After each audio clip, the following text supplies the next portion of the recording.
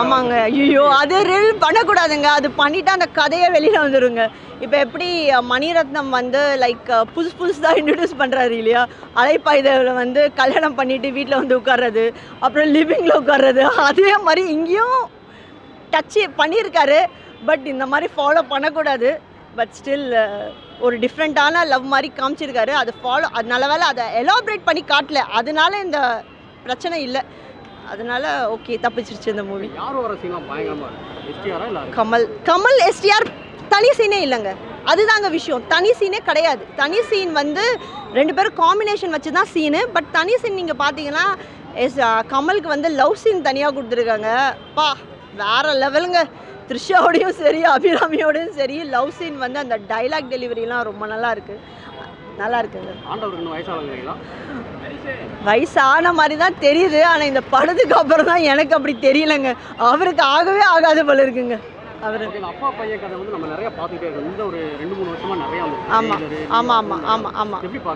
இது வந்து அப்பா பையன் சென்டிமெண்ட்லாம் ஒன்றுமே கிடையாதுங்க. லைக் ரொம்ப எமோஷ்னல் சென்டிமெண்ட் அதெல்லாம் எதுவுமே கிடையாது இந்த மூவியில். ஃபைட் அந்த மாதிரி தான் இருக்குது.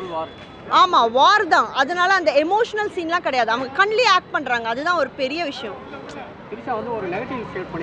நெகட்டிவ் ஷேடில் அவங்க பண்ணலாங்க. அவங்களோட ரோலே ரொம்ப டிஃப்ரெண்ட். அந்த ஆலியா பட் ஒரு மூவியில் பண்ணாங்க இல்லையா, அந்த மூவி பேர் எனக்கு இப்போ மறந்துருச்சு. ஸோ அந்த ரோல் தான் அவங்க பண்ணியிருக்காங்க. டிஃப்ரெண்ட். ஆனால் தைரியம் வேணும் த்ரிஷாவுக்கு. எப்படி பண்ணாங்க தெரியாது. ஆனால் நல்லா இந்த த்ரிஷா வந்து ரொம்ப அழகாக இருக்காங்க இந்த மூவியில்.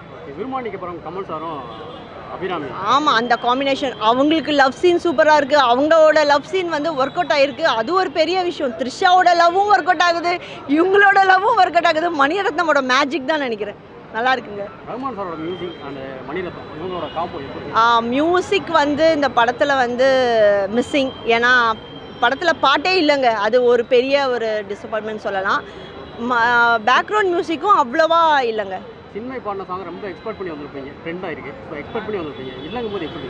சாங்கே இல்லைங்க. அவங்க பாடுற பாட்டுன்னு சொல்லலை. அந்த படத்தில் வந்து அந்த மேரேஜ் சாங் இருக்கியா, அது தவிர நீங்கள் சாங்கே இல்லை.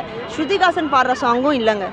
வெண்வெளி நாயகா அந்த சாங் லாஸ்ட்டில் அந்த சாங் வரும். மற்றபடி இந்த மூவி வந்து 1 டைம் வாட்ச் பண்ணலாங்க. ஏன் 1 டைம்னா ஒரு சீக்ரெட் நம்மளுக்கு தெரிஞ்சிடும் இல்லையா, அதுக்கப்புறம் அது நம்மளுக்கு ஒர்க் அவுட் ஆகாது இல்லையா, இதுதான் நடக்க போகுது. அதனால 1 டைம்.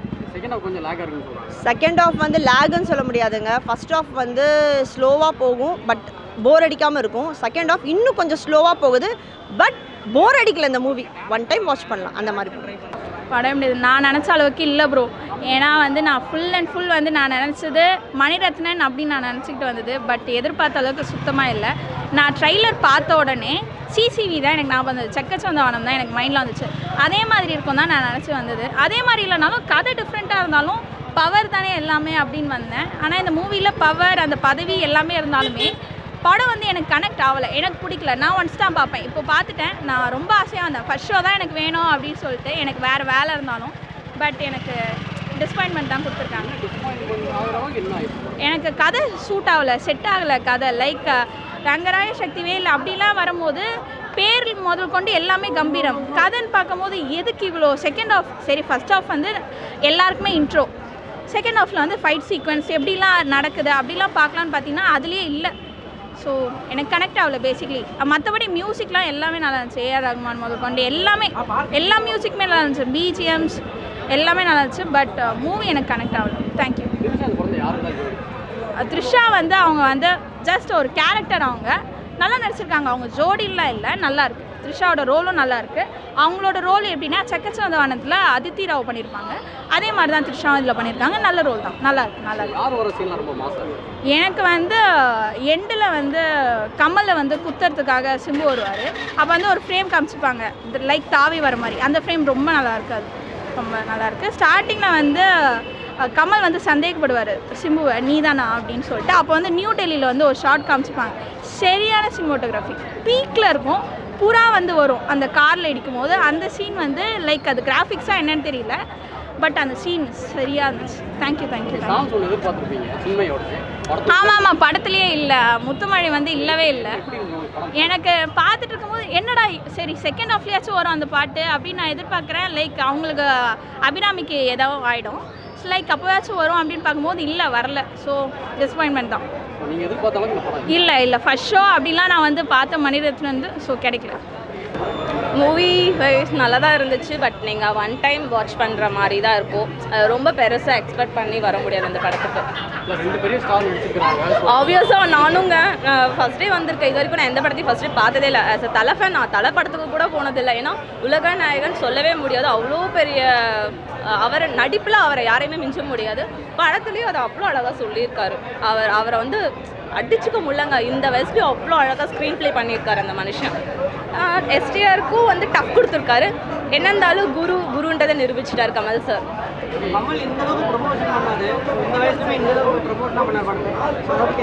ஐயோ நான் நீங்கள் ப்ரமோஷன் தான் சொல்கிறீங்க. படத்தில் வந்து அவரோட உழைப்பை பாருங்கள்.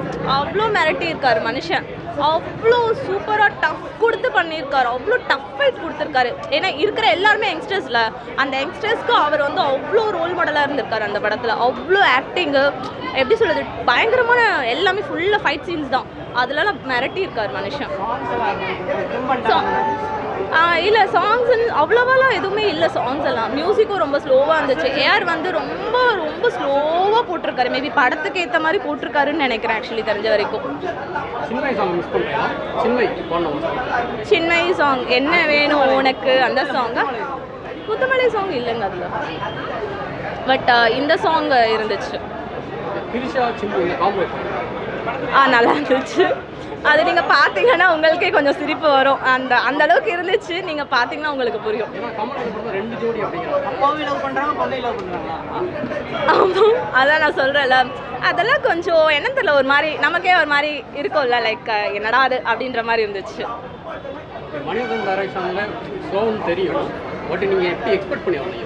மணி சார் எப்பவுமே வந்துட்டு ரொம்ப ஸ்லோவாக தான் இருக்கும். பட் ஆனால் நல்லாயிருக்கும். Movie wise screenplay wise ரொம்ப நல்லாயிருக்கும். பட் ஆனால் இந்த படத்தில் வந்துட்டு ரொம்ப ஸ்லோவாகவே இருந்துச்சு. ரொம்ப ரொம்ப ஸ்லோ படம். ஆமாம் ட்ரைலரில் நம்ம ரொம்ப எக்ஸ்பெக்ட் பண்ண ஐயோ கலக்கியிருப்பார் சாங்ஸ். அந்த ஜிங்குச்சா சாங் அந்த சாங் ரொம்ப நல்லா இருந்துச்சு. பார்க்குறதுக்கே ரொம்ப நல்லா இருந்துச்சு. அதுக்கப்புறம் சென்டிமெண்ட்டு படம் அது ஒரு மாதிரி டிஃப்ரெண்ட் ஜானரில் போயிடுச்சு. நிஜமாவே ஆப்வியஸாக வந்து சிம்பு அது அவ்வளோ அழகா அந்த வரதுக்கு முன்னாடியும் அவ்வளோ கிளாப்ஸ். அந்த வரதுக்கு முன்னாடியே எல்லாம் ரெடி ஆகிட்டாங்க கிளாப்ஸ் பண்ணுறதுக்கு. வேற மாதிரி அது ஒரு மாதிரி டிஃப்ரெண்ட்டான ஒரு ஃபீல் அது பார்க்கும்போது.